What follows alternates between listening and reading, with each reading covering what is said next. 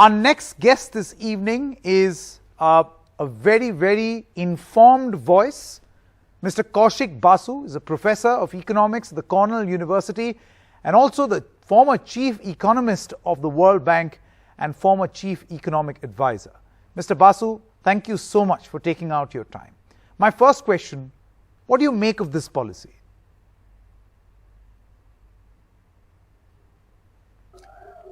Sanket, the broad idea of putting to good use government assets which are lying, browning up because they are not being used well, is a very good idea. So it is not like one of those ideas where the idea itself is flawed. You want to energize this. But the way the monetization plan is being worked out, and I've been now looking at the details, which I had not done in the beginning, I think actually it's not the way to go. And let me explain this a little bit. You do want these government assets, state-owned assets, which are usually not well utilized. They are lying fallow, underutilized. You do want them to put to use. And even when I was in government, I would fret about that we don't use this well enough. Ideally, and there are countries that have done it, is that get the state itself to be more efficient. Korea has state-run operations, very efficient operations. There are Nordic, Scandinavian countries which have state-run operations, efficient state-run operations. But whatever be the reason, we have not done that.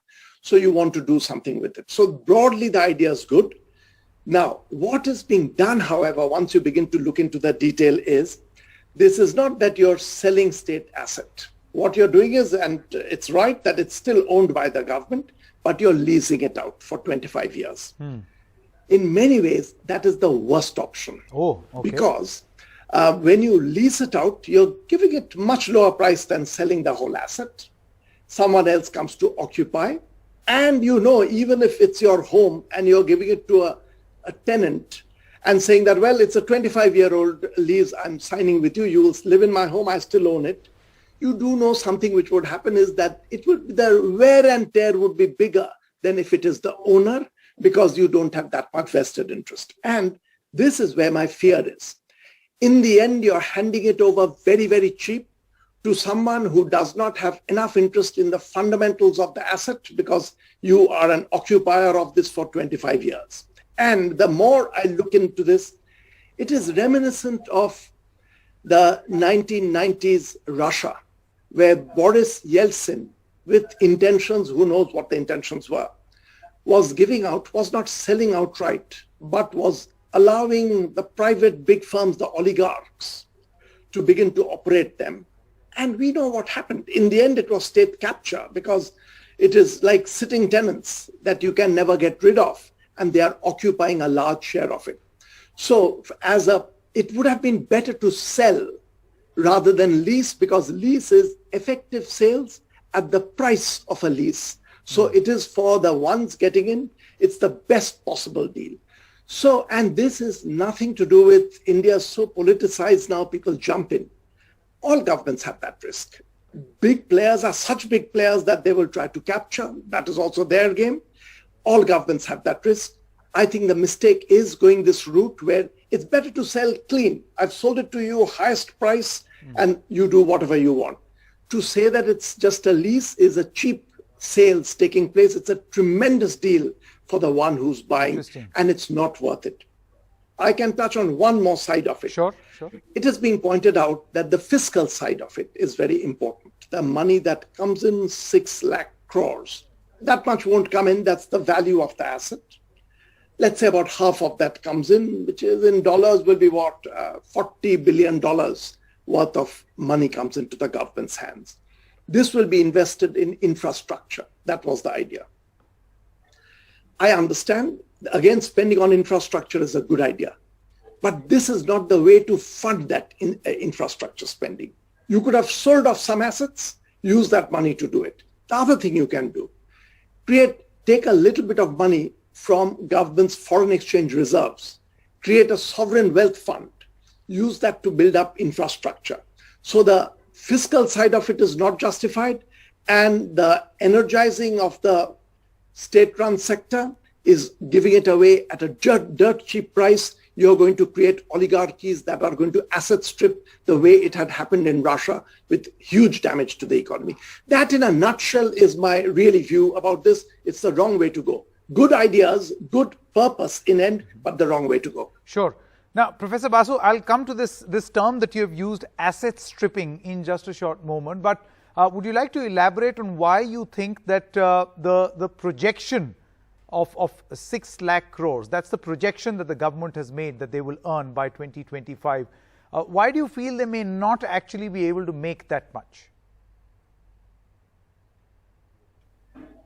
No, the government will not be able to achieve that much. My own calculation was about half of that the government will be able to raise. But even that is a decent amount of money. But touching on your thing, in this situation where the economy is going through a very, very difficult phase, in the end, you will collect less than what the value of this is, which is once again a transfer into the hands of a few businesses, a greater value with a smaller amount of money coming into the government's hands, which is once again pointing to the same problem. And Sanket, one more thing, if you do want to give it at the best possible value, this I know, having been in government, there are ways of designing a sale. Auctions can be designed by economists very well, and the way really the 3G auction had been designed was, in terms of design, a very, very successful design. So there are ways of selling in which you can extract a lot of money from those who are buying. But one is not seeing signs of this. So overall, I am very worried that no matter which side one's political view is, left or right, this is not something that ordinary people should support. This is, of course, something that a few big businesses will support because it is entirely in their interest. All right, Professor Basu, now this is an important question and has come up during discussions a lot in India. What impact you think this move is going to have on matters like processes, on regulation? This is one rare moment where some of the experts are saying that regulation and bureaucracy could have actually helped. And now there will be no regulation or less regulation and less bureaucracy, which is actually going to be counterproductive. The government control is going to be less. And also, Professor Basu, what do you think is going to be the impact on jobs? Because that's a crucial cause of concern, the political cause of concern also. The Congress has raised. So there are pluses and minuses over here. Regulatorily, on the whole, this should be beneficial because private players will come in. It is not in their interest to hold things up slow and sluggish. So they will try to move things faster. So things are going to move faster. But the downside is some regulations are necessary regulations. The fact that you want the government to operate faster, the bureaucracy to operate faster, does not mean that you don't want environmental controls. You don't want regulations for the rights of the workers. Those are necessary regulations. So part of this will be for the good because things will move faster with the private sector. But the part of it will be bulldozing over regulations, which are desirable regulations which are there in capital market economy like United States, like Germany, like name any flourishing capitalist economy. They have lots of regulations. I mean, United States has a whole lot of regulations. They operate better and faster. If you bulldoze over those, that will be very damaging. Come to jobs. Jobs is a very interesting question. Very difficult to predict, frankly, because of two things that are going to happen. These will be energized more, these assets. But for a private player in today's world with technology available, it's not in your interest to have a huge labor force.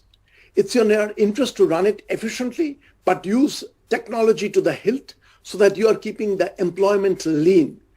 This is again something which, if the economy was flourishing, it would be fine. You think in terms of creating jobs in other ways. But India's right now, the biggest problem for India, I think, is the unemployment problem. Youth unemployment in India is shockingly high. We are up there with the worst performing countries in the world in terms of youth unemployment. So once again, this kind of an experiment where it'll be efficient but lean in terms of employment, this is not the time to do it. Sure. So overall, I feel it's a wrong move, which irrespective of ideology, people should be against. Sure. Professor Basu, now for an important point, and this has again been raised politically, even otherwise, by some concerned economists. And they say that a move like this is, instead of creating a competitive environment, going to create a monopoly or a duopoly in this country in various sectors. What's your opinion? Absolutely right. That criticism is fully valid. There are no caveats to that. What this will do is, if you could break it up into 50 firms getting little segments of this, and it'll have to be designed very well so that they are competing against one another, you would get the private sector's efficiency. If, however, it goes to big corporations buying these up, you are just bolstering monopoly. And once again, I'll give you examples from advanced capitalist economies. Of course, they like the private sector to come in. But even in the United States, one of the biggest concerns, you got a whole lot of people thinking, is the risk of monopolization. That you want the private sector, but you don't want one private sector firm controlling this entire domain, because you will not get the benefits. And America's complex antitrust laws, which go back to the 1890s up to now, are grappling with this. India's antitrust laws, which are much more recent, are just not up to the task, and this will create monopolies and all the problems that we associate with monopolies, which is not the ideal that any market economist, any capitalist economy strives towards. Capitalism, a thriving capitalism, is a competitive private sector, not one private sector that owns or 5 private sectors that own this, and that risk is a very, very genuine risk. Sure. In fact, risk is a weak word. That will happen. You will get monopolization or duopolization or triopolization. It's all as bad. Okay, now you're really sticking your neck out. You're saying that this is not a risk, but it will happen. But Professor Basu, do you think a balance can be struck when a government comes up with a formulation in which it is selling, or in this case, leasing assets, and also retaining its status as a welfare state? That is the big challenge. You're putting your finger on exactly the critical thing. You do want, the government has a responsibility, especially in a country like ours, where still lots of people are poor. Even the middle classes, lower middle classes need a fair amount of support from the government. That's the welfare state responsibility. You want the government to carry that out. On the other hand, I do believe that the private sector needs space to run efficiently and operate the economy. You have to strike a balance. What gets me worried about this plan is what we have observed over the last couple of years is we are just playing into the big business side of market capitalism. So the Scandinavian countries, the Nordic countries are capitalist economies, but they have the social welfare is taken very, very seriously. We are abandoning that and getting into crony capitalism, which is the worst of all worlds, because you hand it over to a few oligarchs, the business, and the state shrinks and doesn't even provide social welfare support. The example of that, ironically, comes from actually a communist country, which is Russia, which became an oligarchy with a few big businesses having captured the government and running it their way. Professor Basu, now, if the government were to seek your advice on what really can be done to fix this. For instance, you're highlighting the problems. The government feels it's a spectacular thing that it is doing, but should the government want to fix, what little tweaks can be brought about in this scheme, according to you? Tweaking will not do it. If the government did ask me to advise, I would ask the government to roll back most of it, and then do a very, very careful sector-specific privatization where you're actually selling it off. Number 2, when you sell off, you have to design the sale so that the private sector buying it pays the full price of what the private sector is buying. This I know from my experience, and I'm giving you one from my own past experience in government, auctions selling, which we sitting in government, one segment of the spectrum auction, we had calculated with top bureaucrats that it would be $7 billion worth. Then you will recall that auction was done by very sophisticated methods. best of economists, economic techniques were used for the auction. So what we as bureaucrats thought would be $7 billion worth was sold for $15 billion. That was the value. And we would have sold it cheap. Someone would have pocketed that huge amount of money and gone. So the design of sales is very, very detailed. So I don't think tweaking will do. This should be rolled back and done very differently. And the government also has to be clear that this is a genuine risk of capture. And this is nothing to do with this government. Any government, Congress, CPM, when you are transacting in such big assets being sold out, there is always the risk of capture. And the first responsibility of a government is to be aware of that. Everyone is playing, the private sector is playing the game that the private sector plays. You have to be intelligent enough, and your first commitment has to be to the people, ordinary people, workers who have lost their jobs, and then design policies in their interest. Well said. Okay, my final question, Professor Basu, you spoke about monopoly. You also spoke very briefly, and I would like to come back to that, this term called asset stripping. Would you like to explain what other problems can come up? Yeah, the monopoly is one big. The other is what I was initially touching on. This is going to lead to asset stripping. This is a term that again comes from the Russian oligarchs, that if you get to operate a property which you don't own, you don't have an interest in leaving behind a valuable property at the end of 25 years. You're going to strip that property of all value and suck it out of it, make your own profit and leave. So what you're going to see is the asset stripping taking place, where the money is being picked up into oligarchies. That's one huge loss to the state, because you're giving away free money, and giving away free money to workers, to the poor, is something. I feel it is desirable, but giving away free money to big business is not worth it. So that is one.